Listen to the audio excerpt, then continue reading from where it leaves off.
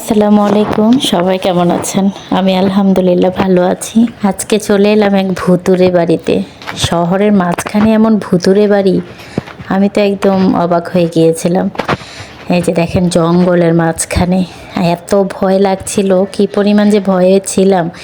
তাও গিয়েছি আবার একা একা। দূর থেকে প্রথমে দেখছিলাম, পর্যবেক্ষণ করছিলাম আশেপাশে, মানে এই রাস্তা দিয়ে মানুষ চলাফেরা করতো কিনা সেটা ভাবছিলাম, কিন্তু তেমন কিছু বোঝা গেল না। তাও আবার বোঝা গেল হয়তো মাঝে মধ্যে কেউ আসা যাওয়া করতো, হয়তো কয়েকজন মানুষ। তাও কৌতূহলবশত আমি ওইখানে যাব, ওই জায়গাটা দেখব। দেখেন কি ভুতুরে একটা অবস্থা, মানে এত পরিমাণ ভয় লাগছিল, যাব কি যাব না ইতস্ত করছিলাম।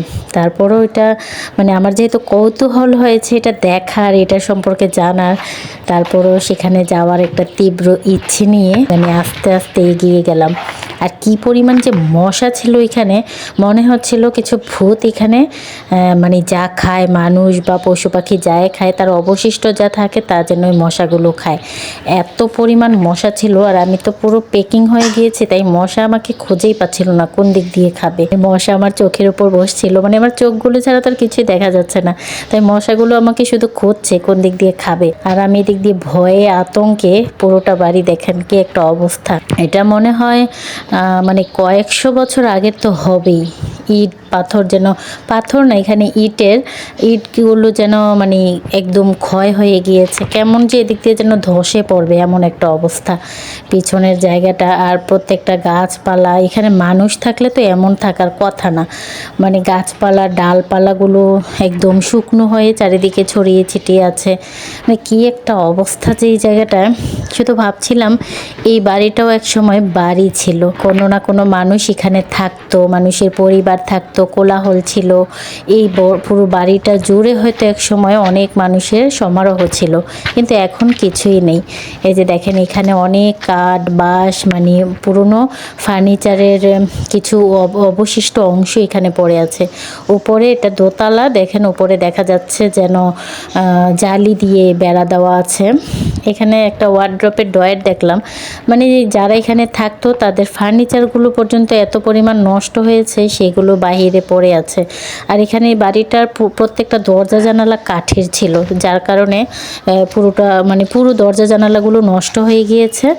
এগুলো এর জন্য এরকম খোলামেলা পড়ে আছে। আর এটা হয়তো বাথরুম গোসলখানা পরে কেউ করেছে, এই বাড়ির মানুষেরাই করেছে। আর দূরে একটা বাথরুম দেখা যাচ্ছে টিনের, ওইটা হয়তো খুব আগের, ওই বিল্ডিংয়ের সময় আর কি।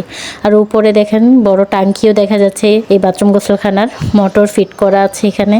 মানে হয়তো এখানে এখনো কেউ থাকে, মানে পিছন দিয়ে দেখলে সেটা বোঝার কোনো উপায় নাই, একেবারে ভুতুরে অবস্থা। এই যে এখানে মোটর বসানো, সেটা ঢাকা দেওয়া আছে। তো সামনের জায়গাটা দেখছিলাম, এখানে একটা পুকুর। এই যে দেখেন, এগুলো আগের দিনের কাঁথা, একদম জরাজীর্ণ অবস্থা, এগুলোকে এখানে ফেলে রেখেছে। আর পুকুরটাও চারিদিকে ময়লা আবর্জনার একটা পুকুর, তারপরও মনে হচ্ছে কেউ ইউজ করে পুকুরটা, কোনো কিছু ধোয় এখানে, এরকম পুকুর পাড়টা। সামনের পানিটা একটু পরিষ্কারে দেখা যাচ্ছিল। তার আশেপাশে মানে অনেকটা জায়গা নিয়ে, এই পুরোটা এরিয়া নিয়ে এই বাড়িটা, এবং চারপাশে অনেক গাছপালা, অনেক পরিমাণ গাছপালা। মনে হয় না যে এখানে গাছে ফল ধরলেও কেউ ফল খেতে আসে, এমন একটা অবস্থা। তারপরে এখানে ডিব্বা ডাব্বার মধ্যে কিছু গাছ দেখা গেল, গাছগুলা জীবিত। এখানে একটা তুলসী গাছ, মানে মনে হলো হয়তো এটা কোনো হিন্দু বাড়ি হবে। আবার এখানে মাটির চুলাও দেখা গেল, হয়তো রান্না করা হতো আগে মাটির চুলায়। উপরের জায়গাটা বারবার দেখছিলাম, উপরে কিন্তু একেবারে টিন দেওয়া, কোনো ছাদ দেওয়া না। তো মূলত এটা দোতলা। এই যে এটা, এখান দিয়ে হয়তো সিঁড়ির রুম, এখান দিয়ে একটা জানালা, এই জানালাটা কিছু হয় নাই, এখনো ভালোই আছে। তো গাছপালাগুলো দেখে মনে হচ্ছে মাঝে মধ্যে মানুষ আছে, মানুষ আসা যাওয়া করে, গাছপালাগুলো দেখাশোনা করে, হয়তো কয়েকজন থাকে এরকমই বোঝা যাচ্ছিল। এই যে এখানে দেখেন, এই বালতি, এই ডিব্বার মধ্যে একটা গাছ লাগানো, গাছের গোড়ায় কিন্তু কিছু শাকসবজির অবশিষ্ট দেওয়া, একদম নতুন, মানে হয়তো 2-3 দিন আগে দিয়েছে, এমন নতুনই দেখা যাচ্ছিল। বোঝা গেল যে এখানে মানুষ থাকে, রান্না বান্না হয়, খাওয়া দাওয়া হয়, এই মানে কৌটার গাছগুলো দেখলেই বোঝা যায়। তো এটা ঘুরে ঘুরে দেখছিলাম আর ভাবছিলাম সত্যি কি এখানে মানুষ থাকা সম্ভব। এই যে এটা হয়তো আগের দিনের কোনো মানে এই ঘরের মধ্যেই একটা রুম নাকি মুরগি হাঁস মুরগির কোনো খোয়ার, এটার মধ্যে একটা মটকি দেখা যাচ্ছে। আগের দিনের যেই বড় বড় কলসি বা বড় বড় যেগুলোকে মটকি আমরা বলে থাকি, অন্যরা কি বলে আমি জানি না, আমরা মটকি বলতাম এগুলাকে। মানে প্রত্যেকটা গাছপালা, নারিকেল গাছ আছে অনেকগুলো। আর এখানে এটা দূরে একটা বিল্ডিংয়ের মতো, এটাও কিন্তু এই বিল্ডিংয়ের সাথেরই হবে, একেবারে জরাজীর্ণ অবস্থা।